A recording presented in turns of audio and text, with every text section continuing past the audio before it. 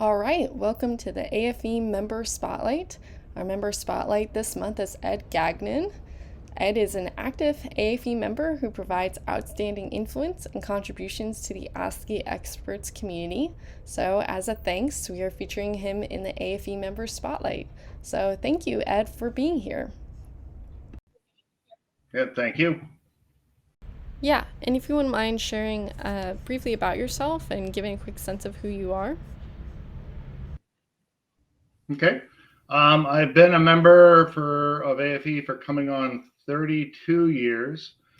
I've been active on the board of directors for the New Hampshire chapter for all 32 years.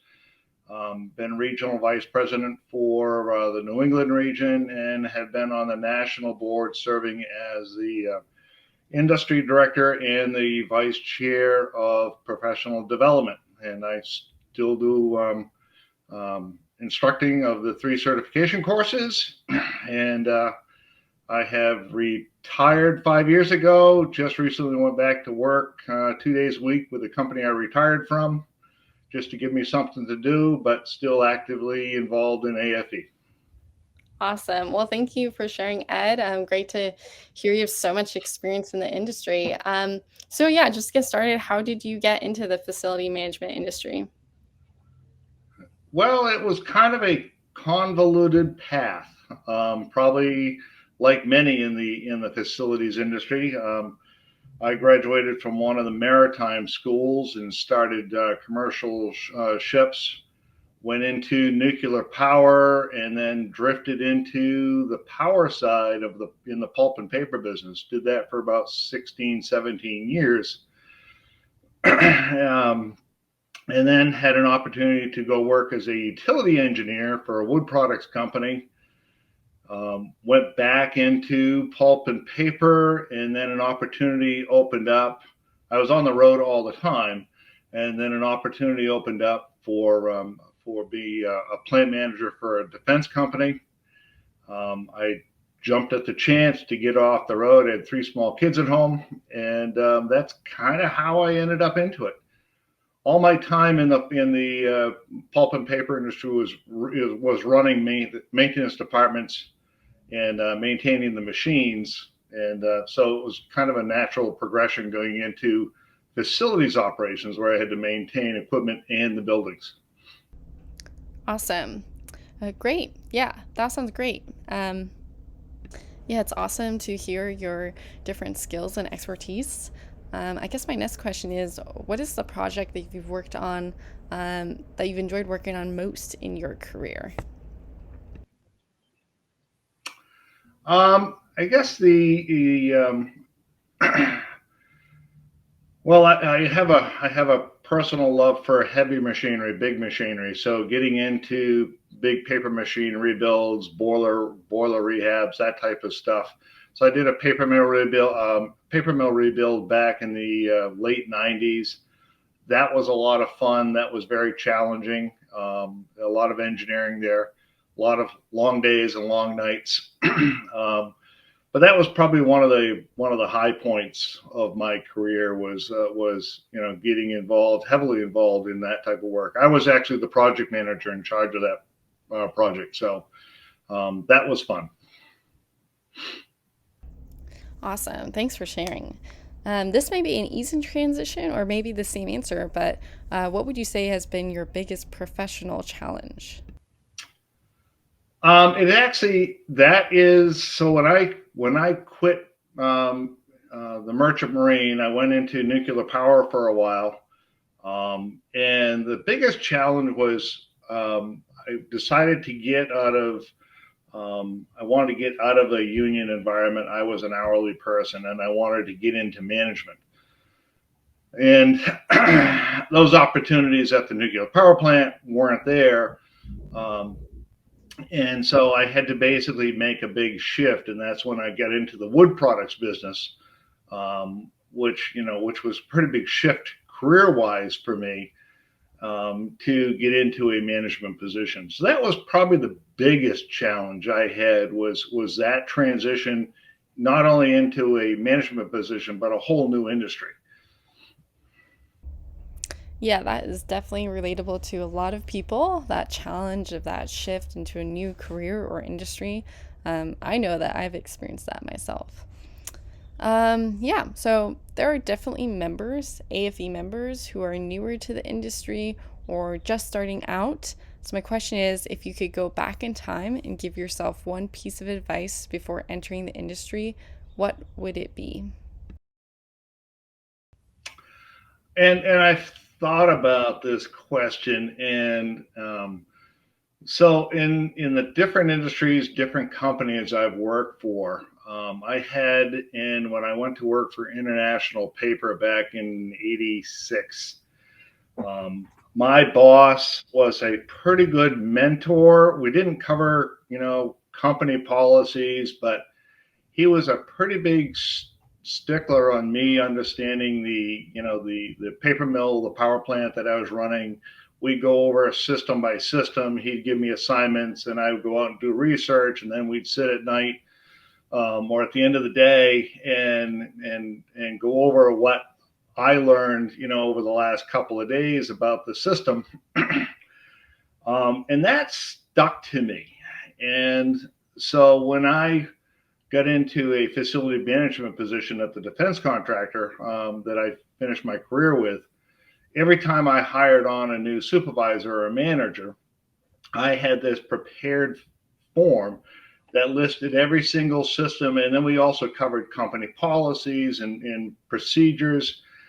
And I wouldn't have that supervisor take over any personnel responsibilities until they fully understood the plant, they understood the people, they understood the company policies. Um, and then it may take 6 weeks. And then I would transfer the people over to them to start to supervise. At that point, that new supervisor knows the plant, knows the company policies, knows the people, and can jump right in without making what I call a fatal mistake, because the person doesn't understand company policies, and also can intelligently converse with his tradespeople. So my what I would do if I could go back, which would be nice at times, would be to start that, instead of starting that a third of the way in my career in learning that lesson from that one manager I had, go back all the way to the beginning, and basically how I was operating over the last 10 years before I retired, you know do that from the front of my career, and teach others. The nice thing is that the company where I had um, implemented that, they have now taken that model and they've plowed it across the entire sector, which covers all across the country for this defense contractor, because it is such a great way to bring a new person on board, and avoid the pitfalls that many new people fall into. So that's kind of my biggest thing I would change is we don't go out and ask for mentors, and it makes life so much easier when you have a good mentor. Yeah, that is definitely a good one. There are probably AFE members who are looking for mentors. So I think that is a good topic and question to bring up in the Ask the Experts community. So my next question is, which is kind of related, is how have you found being a member of AFE has helped you in your career? It's all about networking. So I mean, there have been many instances where I have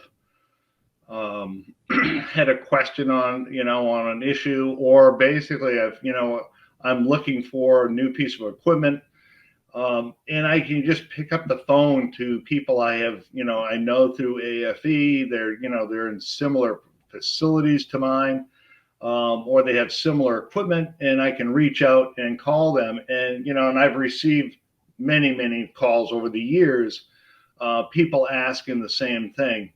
The other nice thing about the networking is that we are a small group, and regionally, when we're looking to hire, let's say, a plumber or a millwright or something like that, someone in the organization also knows that person, and it's kind of easy to reach out a little bit.